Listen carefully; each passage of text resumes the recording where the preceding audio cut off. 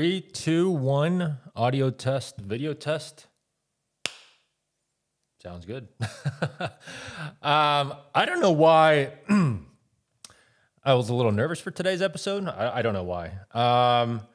I've talked about this many times, but sorry, my voice and my throat is going to sound a little bit funny because some guy tried to choke me out in jiu-jitsu. So very sore. I'm having trouble eating, but I hope the sound comes in okay. But my hair is down today, literally and figuratively. I think I needed to a little bit because today's topic will be on why I quit being a spy for the FBI. And for those of you that know me personally, this is obviously something that comes up quite often because naturally you don't meet a lot of people that used to work for the FBI or still do work for the FBI. And so naturally people are very curious, and understandably so. I think Hollywood has done a fantastic job of, even within all the, there's NSA, there's CIA, but I think the FBI has really kind of caught the attention of Hollywood. There's obviously no shortage of films and movies and TV shows about the FBI. And, when you say FBI, it's pretty widely known. I mean, even if you go to a foreign country and you say FBI, it sparks curiosity. And so, for me to have worked for them for about 6 years sparks curiosity. So I wanted to make a video today of now just as just for you guys to know, I don't work for them now. So just rest assured, you're not in any trouble. I won't be knocking on your door anytime soon. I did resign back in, I think, 2015-ish. Yeah, 2015, mid-15. So I'm going to be going over why I quit and kind of the whole process in my life while I was in the FBI, because this does come up quite a bit. And I'll just throw a disclaimer out there.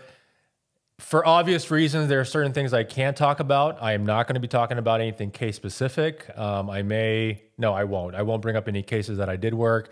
So I'll be talking in more generality, so I could preserve and maintain the promise that I made to the U.S. And to protect our fellow men and women that are still, serving on the home front at the FBI and all the other intelligence agencies. So first and foremost, just want to say thank you to everyone out there that is currently working in some capacity or another with the military and with the U.S. government.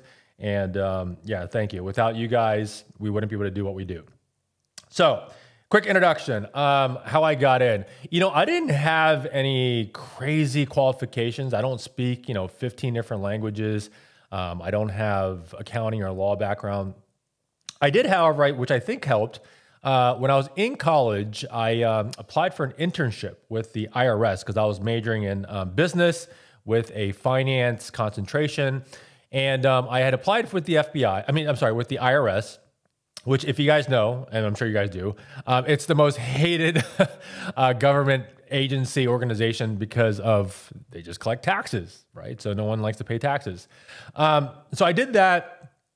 And it was great. I mean, while I was in school, I had an opportunity to work remotely while I was in school, and I got paid like $300 a week, which in college is a lot of money. It'll buy you a lot of beers and pizzas.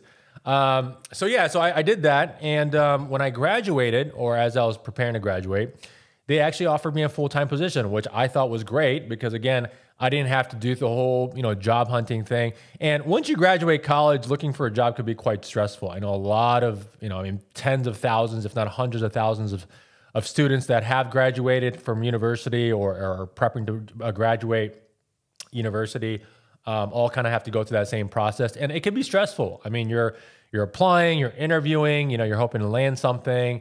The pay isn't great, so it can be really stressful. So for me to have been offered a job, basically ready for me to go as soon as I graduated was great. I think I took a month or two off, just to kind of, celebrate graduating and kind of relax. And then I started work right afterwards. So I did work at, I think, 1111, Constitution Avenue in Washington, D.C. was the address of the IRS building.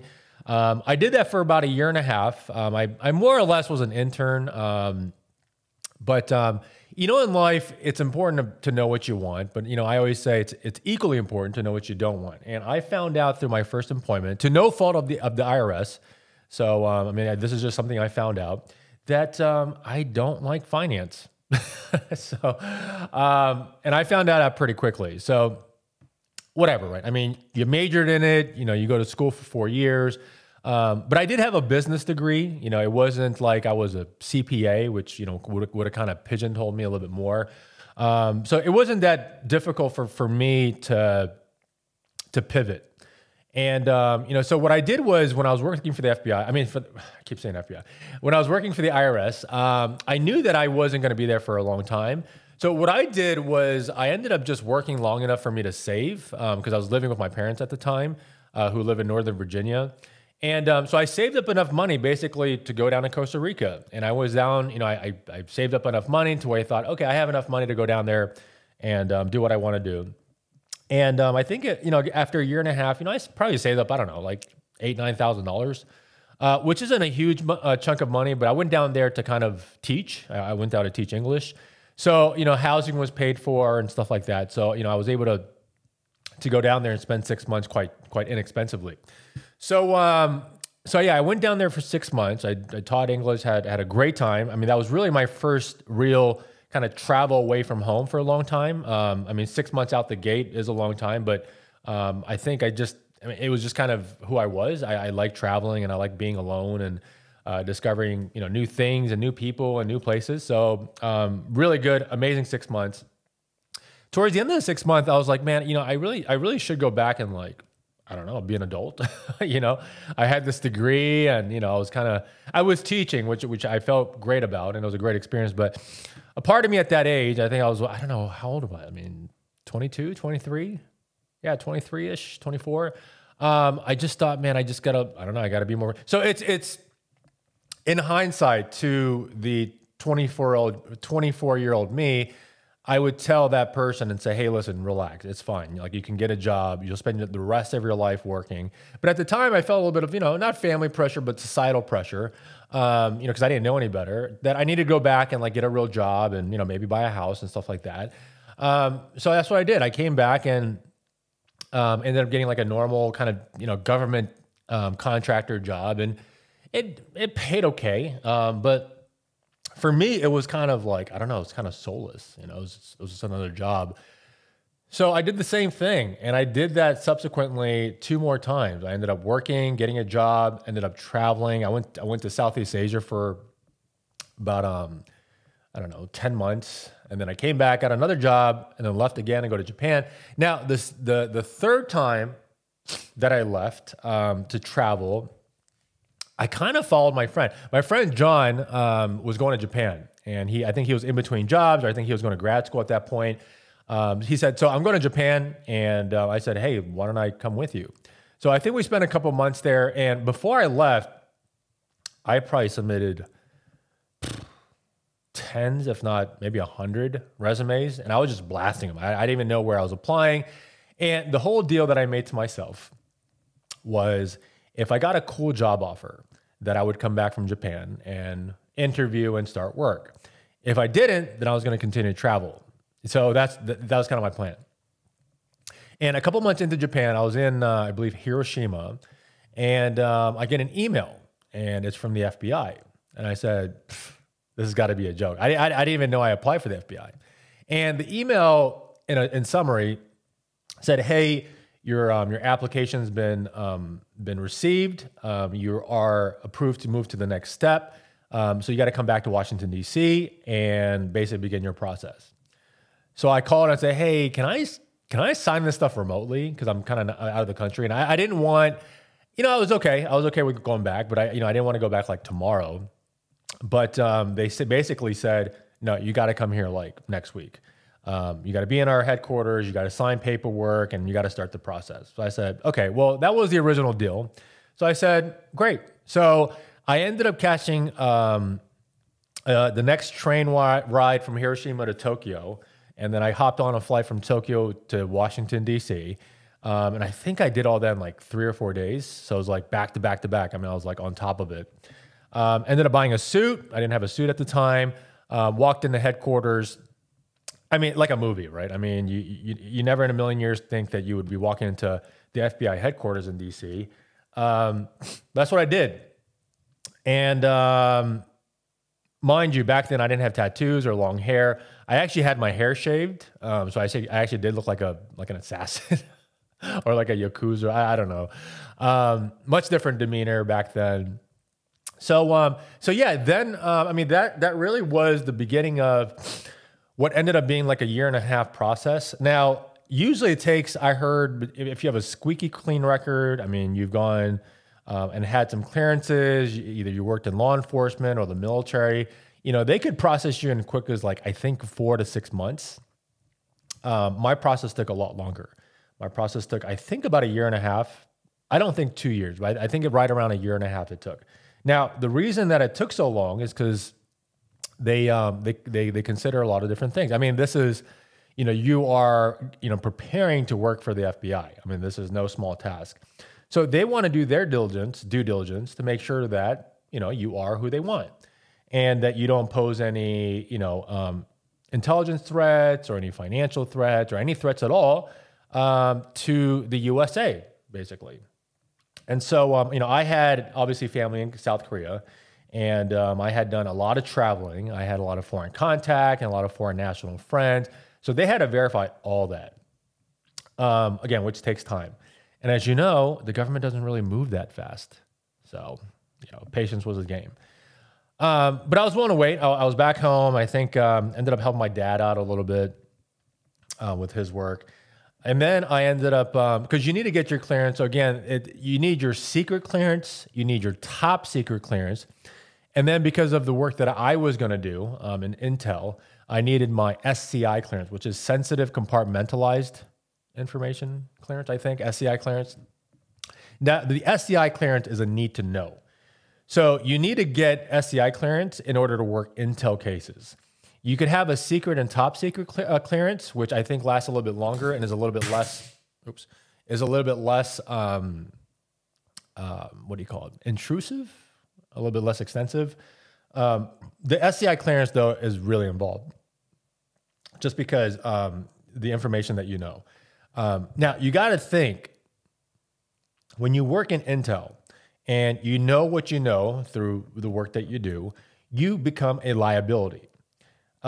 You yourself are an asset to the U.S., but once you have known and once you work these cases, you are naturally and inevitably a liability to the government. So they want to make sure that if you ever got in a sticky situation, that you're not you're not going to be able to give that information up, and that the enemy, so to say, doesn't have a lot to use as ammunition against you to get information. So the less information you know, the better, or I guess the less liabilities in your personal life. A big thing is finances. So if you have, and I'm going to be making a separate video on how to get into the FBI or how to better your chances in another video. So make sure you check the description down below for a link to that. But yeah, so if you have these issues personally, like if you have any through your references, if you have, you know, some bad references, or if obviously, I mean, in terms of that, it's a normal job, because if you were to apply for a normal job, they would ask for references.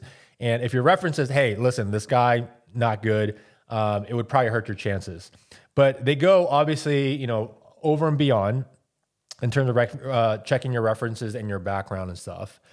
And a big part of that is finances, because think about it. If you have, even if it's student debt, if you have debt or you have a history of being in debt, the big thing that people can get you with is money.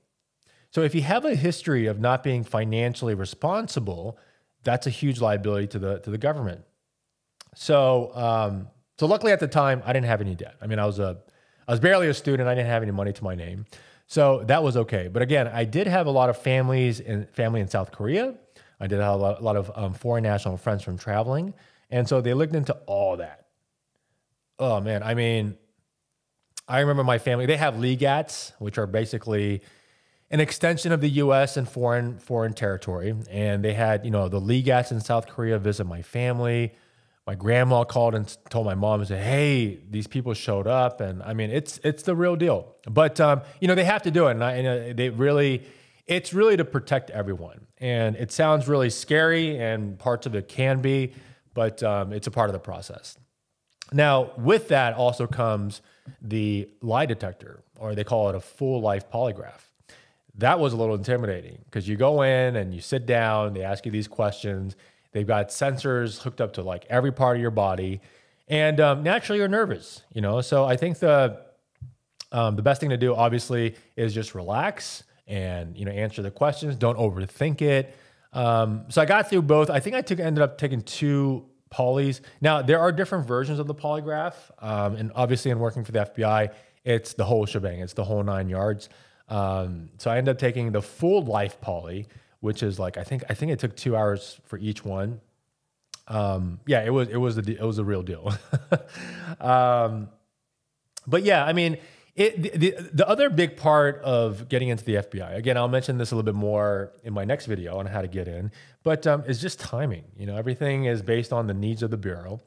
I didn't have, like I said before, any particularly highly desirable skills, if I'm quite honest.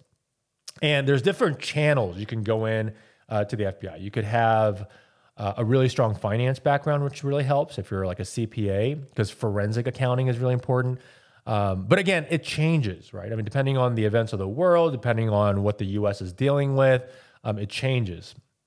Language has always been a big part of what they're looking for. So if you know, right now I would guess like Chinese or Russian or Arabic, that's kind of what they're looking for.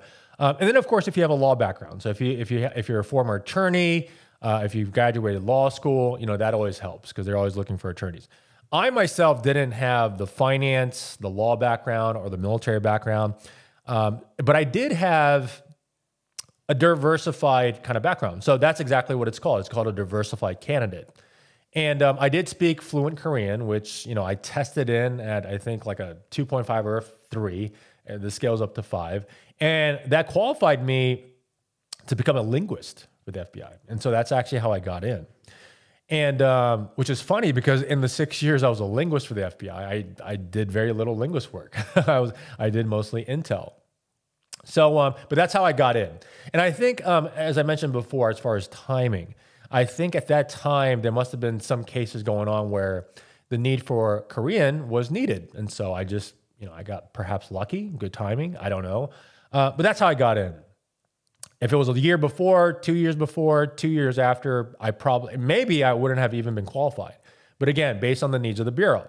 If you have what they need, then, in that wave of hiring, then you're going to get in. So you just have to, a lot of things in life, obviously, as you know, are based on timing and luck. And so I got kind of lucky with timing.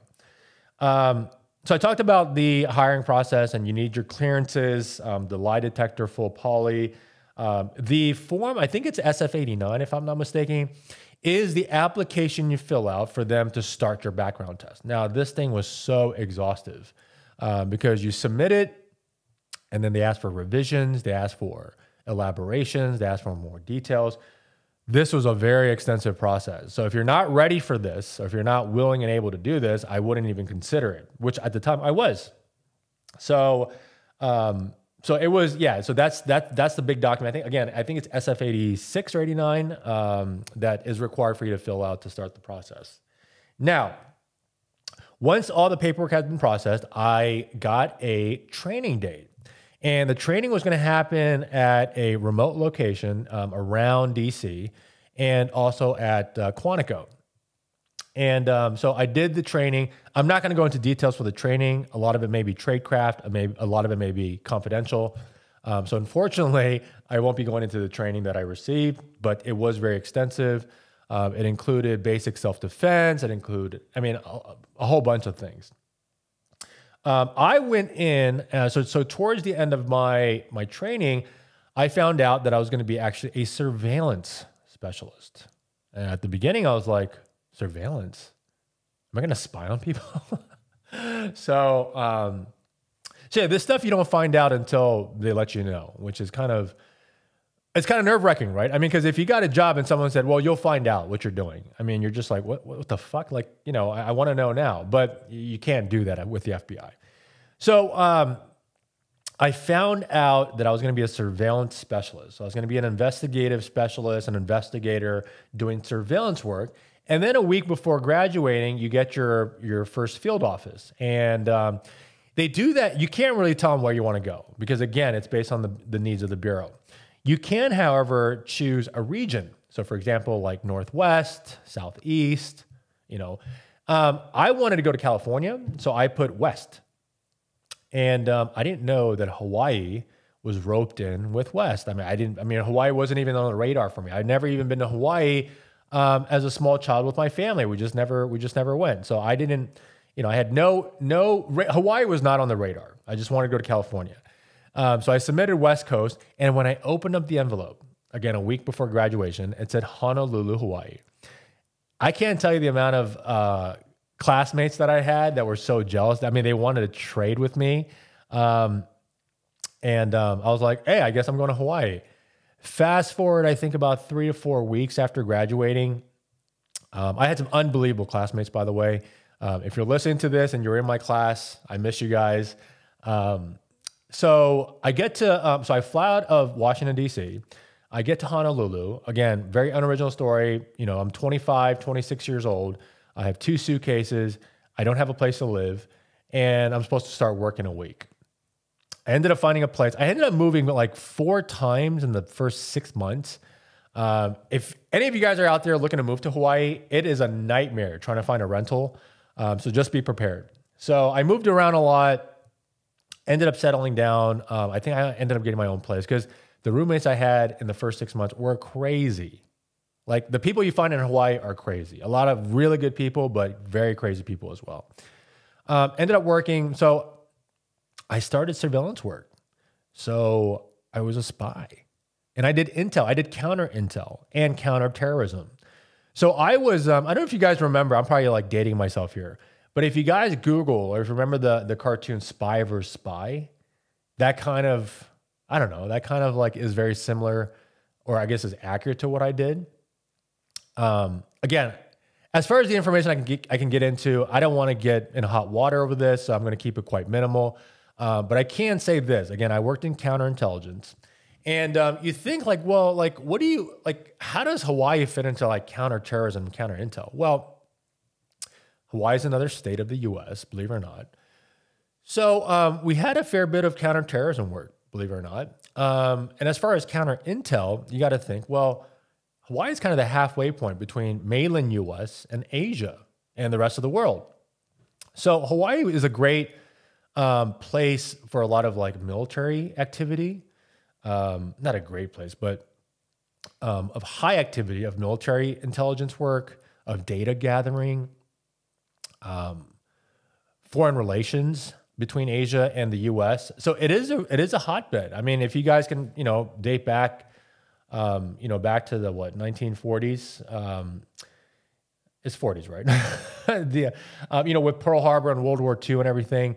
It was a strategic location. There's a reason why the U.S. wanted presence in Hawaii because it is a strategic position as far as military, as far as intel gathering.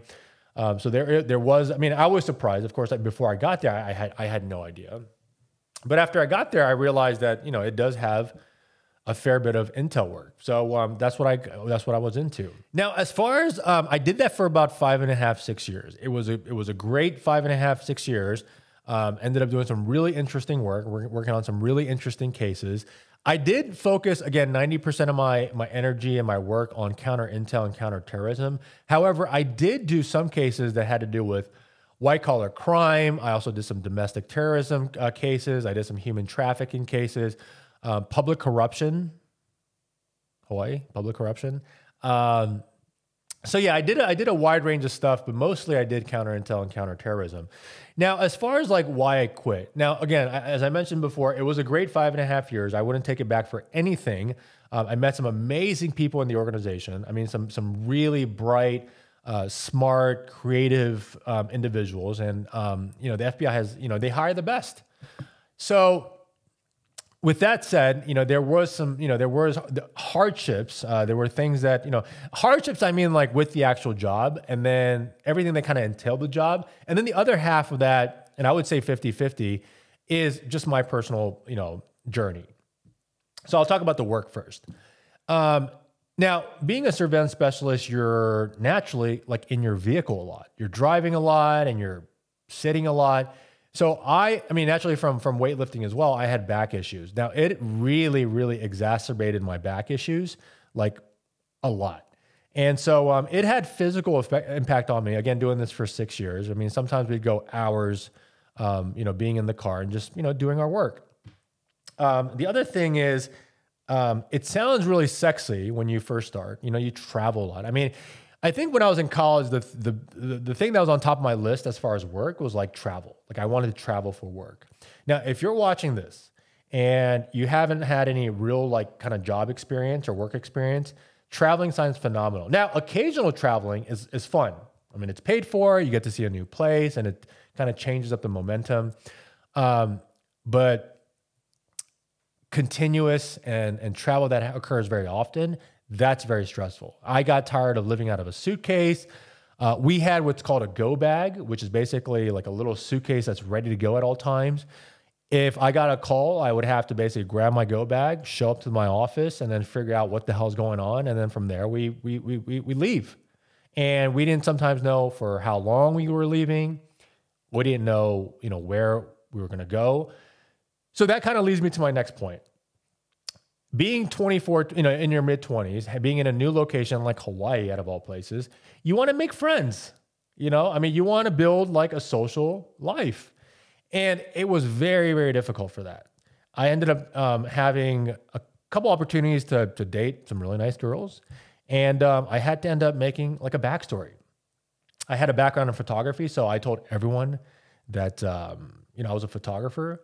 But then it's kind of questionable, right? I mean, you're getting up at 2 a.m. on a Tuesday night to go take photos, right? I mean, the girl's like, what the hell? Like, what are you taking photos of? So there, the trust kind of can be hard to build.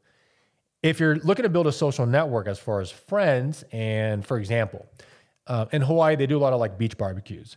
So if you get invited out and say like, hey, we're going on a cruise, we're going on the boat, we're going to have a barbecue, we're doing this, we're going surfing, and you make a promise to like be there on Saturday, yet you have to work last minute, not a lot of people want to invite you to things, which was really hard. So there was like but I signed up for it. I'm not in any way, shape, or form complaining. I'm just kind of sharing the hardships that I experienced in this job. And again, that's what I signed up for. But again, I'm sharing, the reasons why I was starting to develop, reasons why I wanted to maybe, explore other opportunities. Now, if you told anyone that you're quitting the FBI, they'd look you in the face and go, what the fuck is wrong with you? And I was, I actually, to be honest with you, I actually stayed probably a year and a half longer than I really wanted to because of that exact reason. I didn't really know the response I was going to get from my parents. Now, being Korean, if you're out there and you're Korean, having something or being something or having a lot of money or having some sort of status to your parents is a huge deal. Now, this might be similar in the Italian, family household or, Middle Eastern, I don't know. But in the Korean household, that's a big deal. And again, a big part of the reason why I didn't quit when I really should have was I didn't want to let them down. I mean, how am I going to tell them that, hey, by the way, I quit the FBI and I'm going to go backpack for 11 months?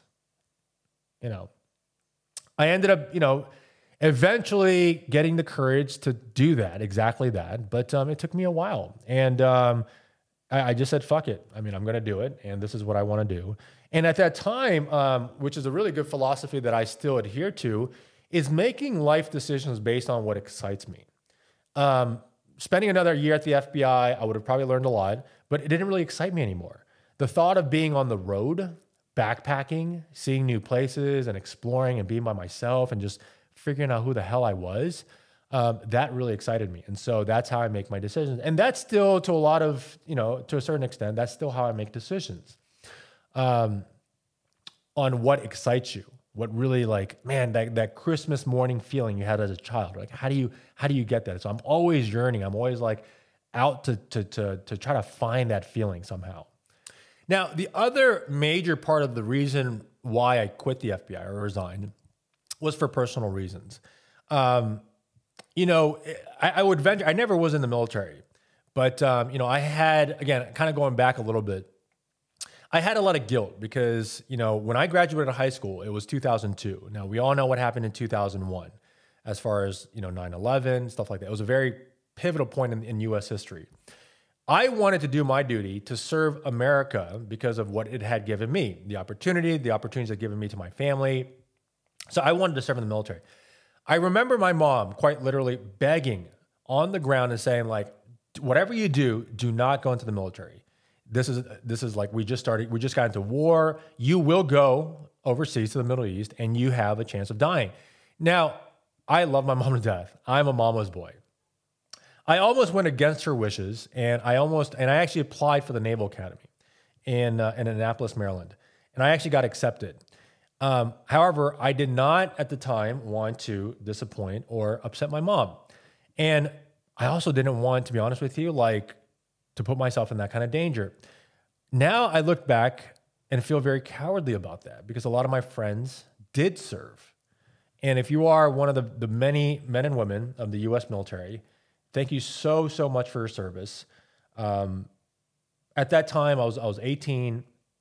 And I mean, to be honest with you, it still haunts me because, you know, I feel like a part of me still feels like I should have gone. I should have enlisted. I should have joined. And I should have done my part in the war. And so that was a big part of the reason why I really enjoyed my time at the FBI. Because although I wasn't overseas defending America, I was on home soil defending our home territory. So not to say that those two things are equivalent. I mean, going to war and working, you know, in an office or in the field in the US is completely different. But in my mind, it satisfied a little bit of that guilt that I felt not joining the military. Again, it's not the same. I understand that, but it was my way of saying, okay, like, I've done my share to protect America.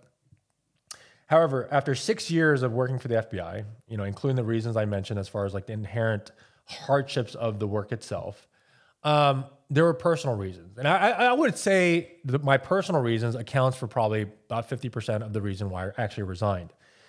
In working for the military or the U.S. government, again, you are their employee. You are a public servant. And I had done public servant work for a long time. As I mentioned before, I worked for the IRS. I worked for the FBI. And I knew that deep down in my soul, in my DNA, I was more entrepreneurial. And so I wanted to explore that part of my life, that part of me. So I ended up, I was 30, I think 31 at the time when I decided to resign from the FBI. And I didn't want to be like that old guy because I was right on the cusp, you know, of being like, I could have been like that old creepy guy at the hostels, you know, because I did want to travel on a budget. So I knew that like this was like my one opportunity to go out there and like backpack properly, you know, because once I got like into the mid 30s and 40s, you know, that ship probably would have sailed, which was perfect because at 30 years old, like I was good, right? I mean, I was still like kind of in the in crowd. I can kind of hang out, but I wasn't like, I still had I was a little bit more mature at the time. And, it was arguably the best 11 and a half months of my life. If you're watching this and you were a part in small part or large of that journey, like I miss you guys. And I just got to say it was the best year and a half of my life. However, towards the end of that 11 and a half months, I started, again, I kind of make decisions on what excites me. It didn't really excite me to continue for another 2 months or whatever traveling. It excited me more the thought of like going back to the US and starting a business. So I started literally while I was on trains, like, you know, mapping out what I was going to do. And what I ended up mapping out was my plans of going back to Hawaii, getting into real estate investing. Now, I did go back and say, well, like, how do I get into real estate investing if I don't know a single thing about like real estate? So I ended up getting my real estate license. And I said, you know, what better way to learn than to help people buy and sell? And that's exactly what I did. Now, I won't get into my whole real estate career. I had that in another video. But yeah, I ended up quitting the FBI because I wanted to, there was something more. There was something different that I wanted to do in life. And if you are watching this and you're at a job, it could be a dead end job. It could be a job that you hate. It could be a job that you really don't care for. It could be a job that you like, but really what burns inside you is something different. It could be a full spectrum of reasons why you know in your heart, if you had to make a decision on what you want to do with the rest of your life, if what you're doing now is not that, there's a term called opportunity cost, which means that the cost of you staying at your job, which you find no purpose in, which you don't find very fulfilling, is really, really grave, because the opportunity you have of leaving that job to pursue whatever your passion is, that's your opportunity. And the longer you stay with your job, or the longer you're doing something you don't like, you're kind of giving up that time, and you don't ever get that time back. So I know it's not an overnight decision for you guys. And again, it wasn't an overnight decision for me to quit the FBI because, again, as I mentioned, it took me so long to get the job. It's a very prestigious job. There's a lot of societal pressures to like hold on to this job.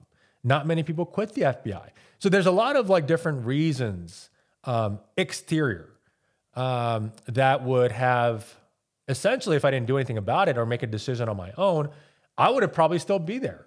I mean, there are people that are, that work in government for 30, 40, 50 years. But I made a conscious decision to pursue the path that I thought. Now no one knows their path in life, but I knew that that wasn't it. And that's all I really needed to know. Because if that's not it, it's got to be something else. And it may take you a couple of different tries to figure out what that is, but that's okay. That's a part of life. That is what life is, to try different things. But I would encourage you to do and start the process of figuring out, okay, like I don't like what I'm doing. I don't find any passion in it. I don't enjoy it. So start the process of trying to figure out what your next step is in trying something new. I always like to ask the question and say, if money wasn't an issue, what would you be doing? Now, you may revert back to your hobbies, or you may revert back to something you just like doing on your leisure time. There are multiple ways to monetize off of things that you find fun, right? I mean, there's a lot of different ways. We're in a society now where technology is advanced enough to where you could make content like this and make a lot of money and make a really good living for yourself. So that's what I wanted to do. My goal, again, without going into too much detail, my goal was to buy an investment property a year for 7 years. And I calculated, I've reverse engineered it to where I knew that that would provide enough income for me to retire. And that's exactly what I did.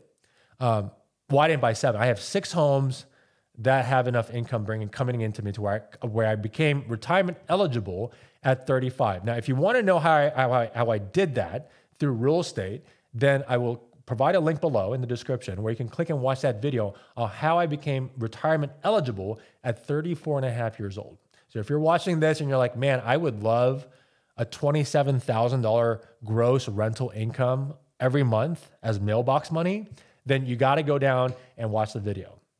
So that's it, guys. I mean, not every day that you meet someone that worked for the FBI, not every day that you meet someone that works for the FBI, and not every day that you end up listening to the story of someone that did, especially in the surveillance world, because as you guys know now, surveillance and privacy is a big topic, with China and the US and everything like that.